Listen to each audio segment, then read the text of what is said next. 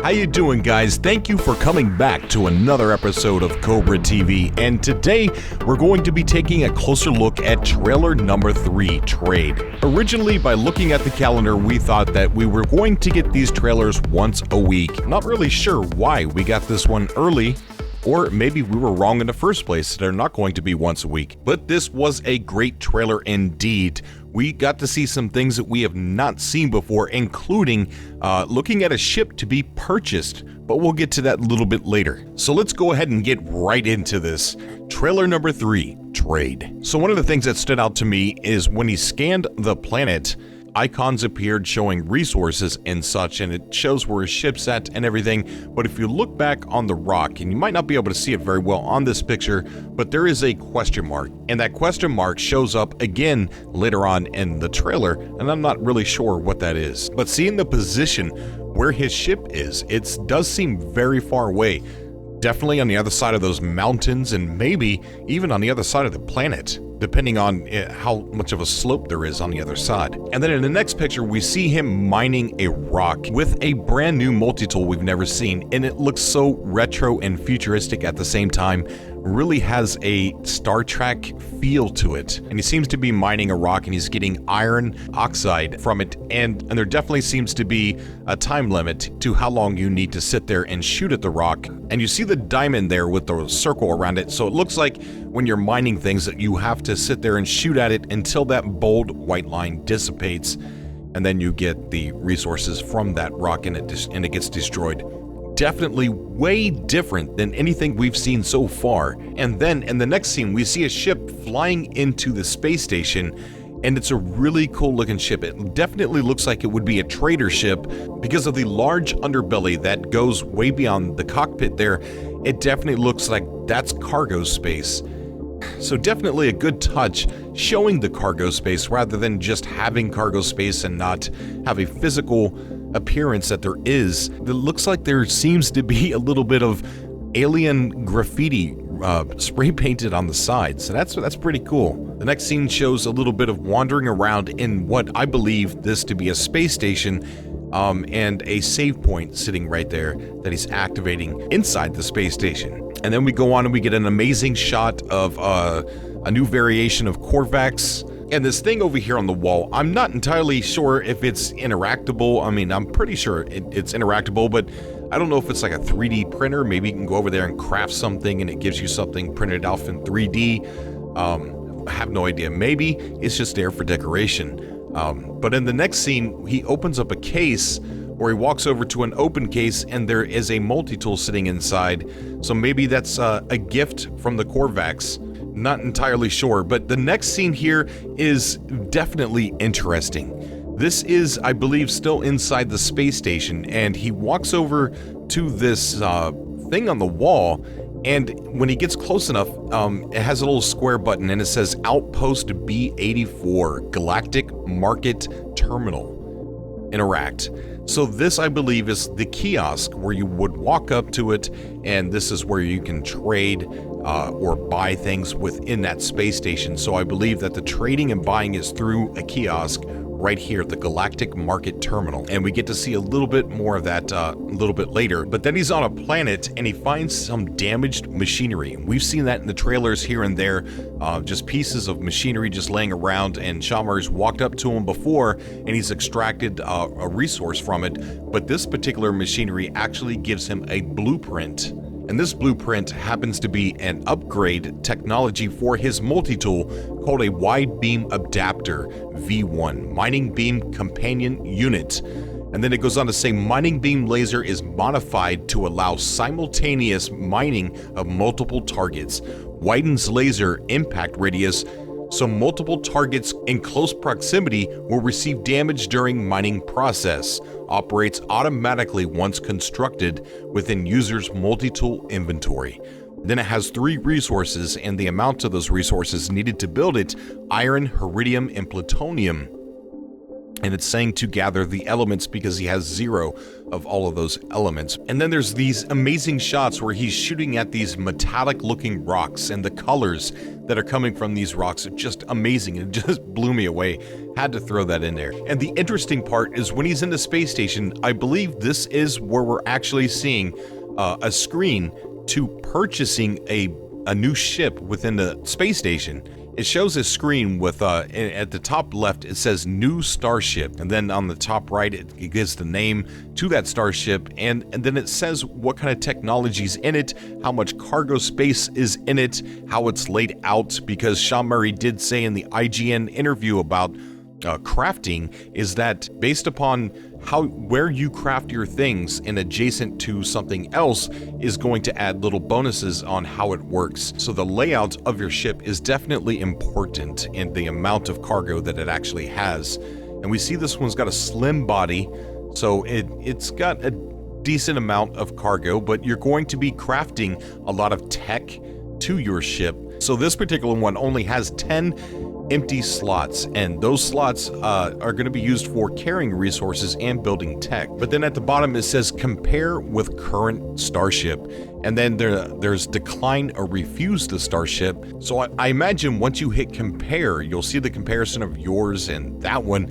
and then possibly from that moment on you'll be able to purchase, or you can just decline and get out of the screen entirely. The tech that's actually already on the ship is phase beam, which we seen that during the fight trailer, which was beautiful. It reminded me of Star Trek so much. Deflector shield, pulse engine, which is your, just your regular get up and go, launch thrust, and more of a, looks like a boost on the deflector shield, advanced cooling, and photon cannons. So that's what that brand new ship comes with. So it's pretty cool that we'll be able to walk up to it, see its stats, see if it's something that we want. Kind of like a showroom floor, like Sean Murray said, just walking around and seeing what ship suits you for your type of gameplay. Are you a trader, fighter, or an explorer? And he said to think ahead because of the capacity of some of these ships. We're crafting tech and we need to carry resources as well.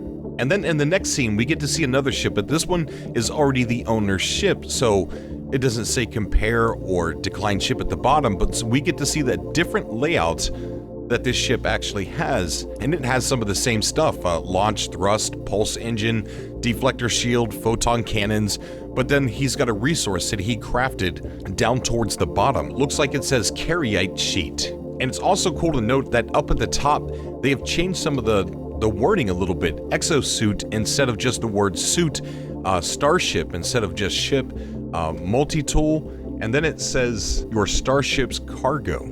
Then as we go on, we find out what Carryite sheet is. Carrier sheet, technology component, a lightweight metal product heavily used in ship part manufacture, also used in the construction of planet-side outposts and facilities of all known primary species. So it looks like all that was needed was iron to craft this one, 50 of 50, and he had it and crafted it in the trailer, and it went right into his cargo spot. And then down at the bottom, it says that the total value of this Carryite sheet is worth 825 units. And then it gives the opportunity to build product using elements stored in Exosuit inventory. That it's good to note because we're going to bring that up here in just a second about the difference of the inventory in your suit and your starship. And then he switches over to his exosuit, and we get to see the inventory layout for his exosuit. And as we see in his inventory, we have jetpack, protection, mesh. Now, I'm not sure. I mean, it's got a pretty good picture of a suit there, so maybe that's what the suit looks like that we're all in. Then it's got life support, and then he's got some resources that he's carrying around in his suit as well. When he highlights the Heridium in his suit, it says element used in the creation of components vital to space exploration, found in planetary terrain, often highlighted by holographic cubes in user's visor after local scans. And then it shows how much Heridium he does have, 79 of 100. Then it says R3 discard, destroy unwanted resources. And this is the cool part. It says transfer items. Transfer items from your starship to your exosuit inventory. So I'm pretty sure you could do both. You can transfer your items in your exosuit to your ship and from your ship to your exosuit. So when you're out and you're getting resources, you're mining or whatever, you can come back and put them in your ship. And let's say you need to craft something and you don't have enough in your suit, but you know, oh hey, I got 50 more in my ship. So you run back to your ship and you get it out and put it in your suit, so that way your exosuit, so that way you can craft whatever blueprint that you're trying to craft. Then it goes on to carbon, isotope element, common. So this is something that's going to be commonly found all over the place. Important and abundant element used to recharge weaponry, mining equipment, and exosuit life support, found in planetary trees, plants, and other vegetation. And then he goes over the protection mesh, and it says basic shielding of user from environmental hazards, reduces user peril during the planetary exploration. Micro vibrations increase electromagnetic wave reflection, thereby reducing absorption. Device is charged by oxide elements, operates automatically when hazards are detected. So right there's your thermal protection. And the suit that we're seeing there, it could be just a default picture of a suit. So I would imagine that finding oxide elements would be very important, because I think that the toxic planets are going to be really common in the game, and being well suited for it, and creating modules to make that thermal protection last a little bit longer, making sure you have extra oxide with you, I think is going to be something that's very important. So there was a lot of info cards in this trailer, tons of them. This one here is a coolant system V2, and this happens to be a beam coolant system V2, happens to be a mining beam companion unit. Further lengthens the time between mining beam cooldown periods. Additional coolant loops of liquid freemium placed around the laser crystal's excitement chamber. Wow, that sounds really amazing. Quickly and efficiently removes symptoms of overheating. Operates automatically once constructed within the user's multi-tool inventory. So this will allow your mining laser to operate longer, because as we've seen, to mine something, there is a time limit for how long you need to sit there and shoot it, because there's that bold white circle that has to dwindle away before it finally gets destroyed and you get the resources. So if you're not upgrading your multi-tool, especially with something like this, the beam coolant system, I'm pretty sure it's going to get kind of hard to mine stuff the further you get. Okay, the next scene that I want to point out, remember that circle that was on the wall, that structure that was on the wall that said the Galactic Marketplace? Or here we see it again, right behind the info cards here, and this is where he is able to buy and sell in this screen. So it's also taking a look at your exosuit inventory and your starship inventory as well. Over on the right hand on the screen, it shows what he has and how much he does have. So it gives him the price of how many things he has and how many units it's worth. So when he goes over, some of these cards are really interesting, especially this one here, Gra Gra. This is a gas inhaled by Viking warriors to temporarily increase lung capacity and allow high quality battle screams. That's amazing. The Viking warriors. So Viking, I wonder if that's a play on words, like Viking. So I wonder if these guys are pretty ruthless. Inhaling a gas to do battle cries? Dude, that, wow. So one of them is worth 1,110 units.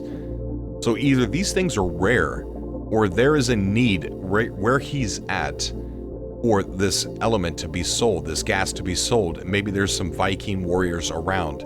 Then it goes on, it's got a card for zinc, powerful element used to recharge defensive technologies and to create and maintain many components and devices. It takes 53 of these things to get 2,209 units, so that Gra Gra is pretty expensive. Also, what's interesting is there's more to the info cards. If you see, you can see text that's actually cut off.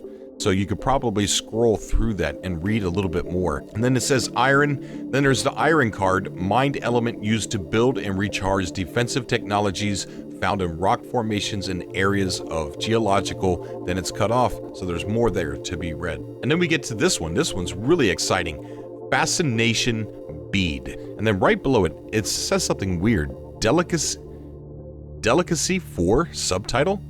But then it says golden metal sphere used to temporarily increase the processing power of electronic life forms.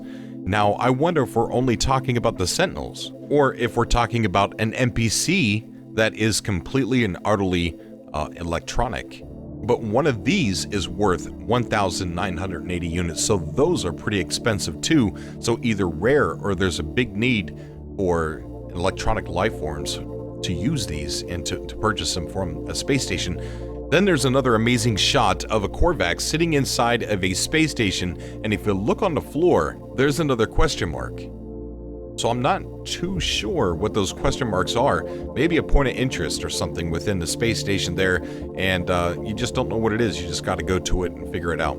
Then at the bottom right, it says intercepted manufacturing facility signal, new product recipe now accessible. So all in all, it was a cool trailer, super short again, but packed full of a lot of things. We got a new name for an NPC, the Viking Warriors. We got a chance to see a ship being purchased, kiosk for the Galactic Marketplace inside of a space station. A lot more beautiful planets and some more spaceships to look at, or starships now is what we should be calling them. So this game is really shaping up to be a really rounded game with a lot of game mechanics, and those people who were on the fence about wanting to get into No Man's Sky or wanting to purchase No Man's Sky because they thought it was a walking simulator or a flying simulator or a game for exploration only, just for the sake of just exploring, is actually turning out to be a game that I think a lot of those people can actually get behind, with what looks like sort of missions in the game, a lot of crafting. After seeing this trailer number 3, the trade trailer, I imagine that it's going to be a little bit more difficult getting to the center than we actually thought, and not in a bad way, but in a more interactive way. But seeing how serious it is to actually buy and sell things at these trade stations, and the importance of upgrading your multi-tool and your ship and the purchasing of ships, is just, I can imagine being in a star system and being stuck there for a while because there is just so much to do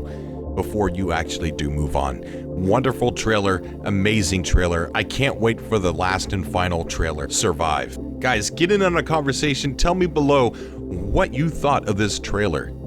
Did it excite you to see how in-depth the crafting system is going to be and trading within these amazing space stations? What I was hoping to see a little bit more, but we didn't, not really, is the trade station interaction, which I thought we were definitely going to see some planetary trade station action, but we did not. It just leaves more mystery for us to see when we finally do get the game. That is all I have for you today, guys. Thank you so much for coming back to Cobra TV. As always, I love you. I will see you guys on ExploreNMS and in the next video. Until next time.